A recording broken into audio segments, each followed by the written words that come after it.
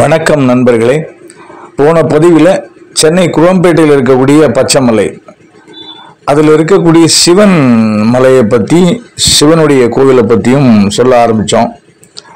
பச்சைமலை பாருங்கள், பேருக்கு தகுந்த மாதிரியே பச்சை பசேல்னு இருக்கக்கூடிய மலை. இது படிக்கட்டுகள், ஏறி போகின்ற படிக்கட்டுகள், 108 படிக்கட்டு இருக்குன்னு சொல்லிட்டு சொன்னோம். இந்த 108 படிக்கட்டுகள் முடிந்ததும் கோவில் வந்துடும். இந்த சிவன் கோவிலில் இருக்கக்கூடிய மிகப்பெரிய விசேஷமே பாலாம்பிகைன்னு சொன்னோம். அதாவது பாதாள பாலாம்பிகை. இது வேறு எங்கேயுமே கிடையாது. இந்த அபூர்வ அமைப்பு வேறு எங்கேயுமே கிடையாது. இப்போ நீங்கள் பார்த்துட்டு இருக்கிறது எவ்வளோ அழகான ஃப்ரேமிங் பாருங்கள். இந்த பாதாள பாலாம்பிகையை மேலேருந்து காமிக்கிறோம். இந்த பாதாள பாலாம்பிகையினுடைய வலப்பக்கம் வந்தால் இந்த கோவிலினுடைய முகப்பு வந்துடும். அதாவது மெயின் என்ட்ரன்ஸ் இதுதான். அத்திரி ஈஸ்வரருடைய ஆலயத்தினுடைய மெயின் என்ட்ரன்ஸ். இப்போ உள்ளேருந்து வெளியே காமிக்கிறோம். அதாவது சன்னதி உள்ளேருந்து வெளியில் காமிக்கிறோம். அப்படியே ரைட்டில் பேன் பண்ணால் நால்வர், அப்பர் சுந்தரர், சம்பந்தர், மாணிக்கவாசகர். அப்படியே பேன் பண்ணி வந்தோம்னா இப்போது மூலவர் உங்கள் முன்னாடி தெரிகிறார். மூலவரை என்னை பதிவு செய்ய விட்டதே மிகப்பெரிய விஷயம், மிகப்பெரிய பாக்கியமாக நான் கருதுகிறேன். இந்த மூலவரனுடைய முழு அபிஷேகம், எல்லா திரவியங்களுடைய முழு அபிஷேகமும் சில மணித்துளிகள், சில நிமிடங்கள் நான் முழுமையாக பதிவு பண்ணியிருக்கேன். அது அடுத்த பதிவில் அப்படியே முழுமையாக, அதாவது அபிஷேகத்தை, ஈஸ்வரனுடைய முழு அபிஷேகத்தை பார்க்கணும்னு நினைக்கிறவங்க அதை முழு வீடியோவை நீங்கள் பார்க்கலாம். ஏன்னா இதில் போட்டு ஃபுட்டேஜ் ஜாஸ்தி வரும், சில பேருக்கு அது ஒரு மாதிரியாக இருக்கும். அதனால அதை தனியாக அபிஷேகத்தை போட்டிருக்கேன். இது அம்பாள் அனுஷ்யா தேவி. ஈஸ்வரனுடைய சன்னதிக்கு வெளிப்பக்கம் வலப்பக்கமாக வெளியில் வந்துட்டோம், அதாவது ரைட் சைடில். இப்போ நீங்கள் பார்த்துக்கிட்டு இருக்கிறது அம்மன் அனுஷ்யா தேவியுடைய சன்னதி. தெற்கு பக்கம் வீட்டு இருக்கக்கூடிய அம்மன். வெளியிலிருந்து அம்மனை தரிசனம் பண்ணிட்டு அப்படியே கோவிலில் ஒரு வலம் வரலான்னு இப்படி கிளம்புறோம். இப்போ நீங்கள் அந்த வழக்கமாக சிவன் கோயிலுக்கு வெளிப்புறம் இருக்க வேண்டியது விநாயகர். அதே விநாயகர் இருக்கார் பாருங்க, நர்தன விநாயகர். ஆனால் ஒரு சிறு வித்தியாசம், அழகான வித்தியாசம் என்னன்னா, நர்தன விநாயகருக்கு பக்கத்தில் ஒரு வழி இருக்கு பாருங்க, கோயிலுக்குள்ள சன்னதிக்குள்ள போகிறதுக்கு வழி. ஸோ அந்த வழியை காமிச்சிட்டு அப்படியே ஒரு ரவுண்ட் ராலி மாதிரி ரவுண்ட் ஷாட் போனால் இடது பக்கம் வெளியவே ஒரு விநாயகருக்கு சன்னதி இருக்கு. இப்போ நீங்கள் பார்த்துக்கிட்டு இருக்கிறது குரு பகவான் தட்சிணாமூர்த்தி. தட்சிணாமூர்த்தியை தரிசனம் பண்ணிட்டு அப்படியே இடப்பக்கம் தனியாக அமைக்கப்பட்டிருக்கிற விநாயகர் சன்னதியும் தரிசனம் பண்ணிட்டு பின்பக்கம் வந்தோம்னா உங்களுக்கு தெரியும், பின்பக்கம் பெருமாள், கந்த விஷ்ணு அப்படின்னு சொல்லுவோம். அந்த பெருமாளை வணங்கிட்டு இப்போ இடப்பக்கம் பிரகாரத்துக்கு வந்தோம்னா பிரம்மதேவன். வழக்கமாக பிரம்மதேவன் தானே இருப்பார். இது சண்டிகேஸ்வரர். சண்டிகேஸ்வரரை வணங்கிட்டு பக்கத்தில் பார்த்தோம்னா வழக்கமாக துர்க்கை அம்மன். இந்த துர்க்கை அம்மனை வணங்கிட்டு இப்போ பார்த்தோம்னா அந்த பக்கம் விநாயகர் சன்னதி இருந்த மாதிரி இந்த பக்கம் தனியாக முருகனுக்கு சன்னதி, வள்ளி தேவி ஆணையோட முருகப்பெருமான் காட்சி தர்றார். அதையும் நாம் பதிவு பண்ணிட்டு அப்படியே அங்கேருந்து அந்த மெயின் விமானம், இதுதான் ஈஸ்வருடைய மெயின் விமானம். அந்த கோபுரத்துலேருந்து கீழே வர்றோம். அந்த அழகான கும்பாபிஷேகத்துக்காக செய்யப்பட்ட அருமையான கலை வேலைப்பாடுகளோட பெயிண்ட் பண்ணப்பட்ட அந்த கோபுரத்தை காமிச்சோம்.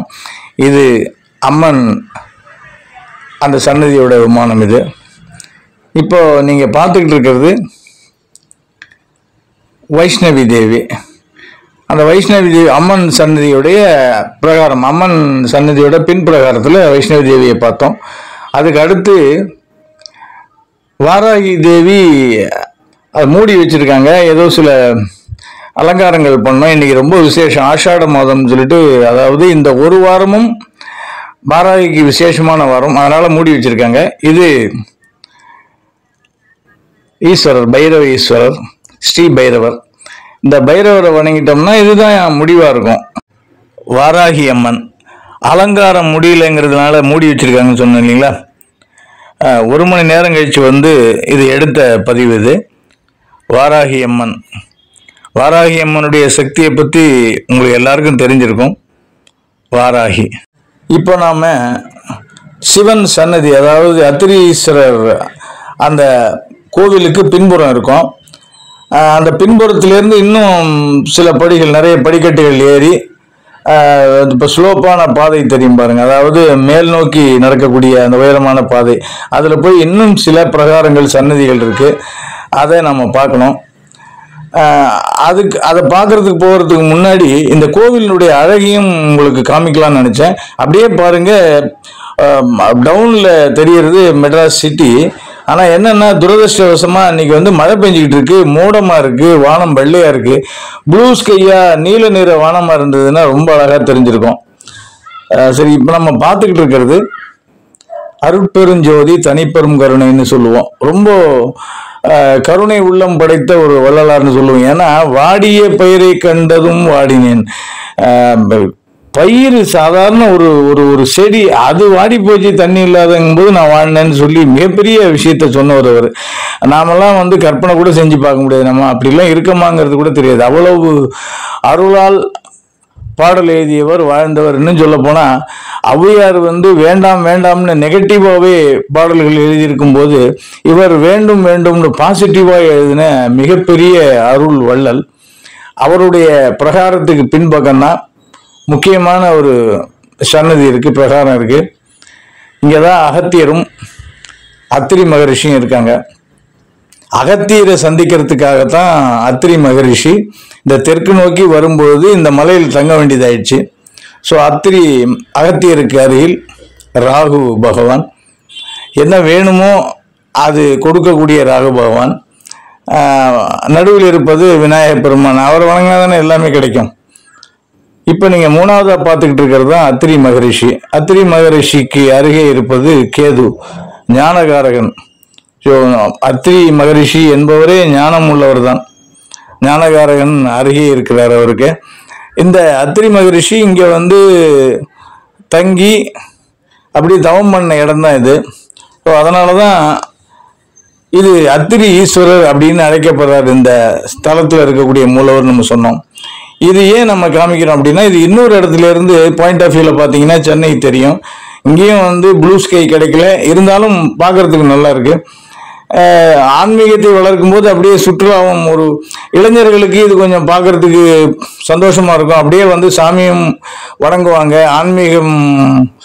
ஆன்மீக எண்ணமும் பெருகும் அப்படிங்கிற எண்ணத்துல எடுத்ததாக கூட நீங்க நினைச்சுக்கலாம். ரொம்ப அழகான ஒரு லொக்கேஷன் இது. குனிஞ்சிக்கிட்டே இந்த காடு மாதிரி இருக்கிற பகுதியில் போய் எடுத்த ஒரு விஷயம், உங்களுக்கு பார்த்தாலே தெரியும். இது சிவன் சன்னதி பதிவு செய்துவிட்டு படிக்கட்டில் மேலே ஏறி மேலே இன்னும் சில பிரகாரங்களையும் பதிவு செய்துவிட்டு கீழே வந்து சிவனுடைய முழு அபிஷேகம், எல்லா திரவியங்களாலையும் சிவன் அபிஷேகம் செய்யப்பட்ட அந்த காட்சியும் எடுத்துட்டு முடிக்கிறதுக்குள்ள இருட்டிடுச்சு. இப்போ நீங்க பார்த்துக்கிட்டு இருக்கிறது வாராகி, ஆஷாட மாசம் சொன்னோம். அவங்களுக்கு உகந்த நாள் இது. அதுதான் இப்போ நீங்க பாக்குறீங்க. வணக்கம் சார். கோவிலினுடைய விசேஷத்தை பற்றி நீங்க சொன்னா, உங்க வாயில சொன்னா நல்லா இருக்கும் நான் ஃபீல் பண்றேன். அதனால என்ன தலை வரலாறு அப்படிங்கறத சொல்லுங்க. கண்டிப்பா சொல்றேன். சிவாய நமகா. இந்த கோவில் வந்து 1200 வருஷத்துக்கு முன்னாடி உருவான கோவில் இது. இந்த கோவில் எப்படி உருவாச்சுனாக்கா, பாலாம்பிகை பாளையம்மன் வந்து சித்தர்களுடைய வழிகாட்டி. அந்த அம்மா சித்தர்கள், எல்லா சித்தர்களும், அதாவது நமக்கு தெரிஞ்ச சித்தர்கள்ன்றவங்க 18 சித்தர்கள் புராணங்களை சொல்ல, கோடான கோடி சித்தர்கள் இந்த பூலோகத்தில் இருந்திருக்காங்க.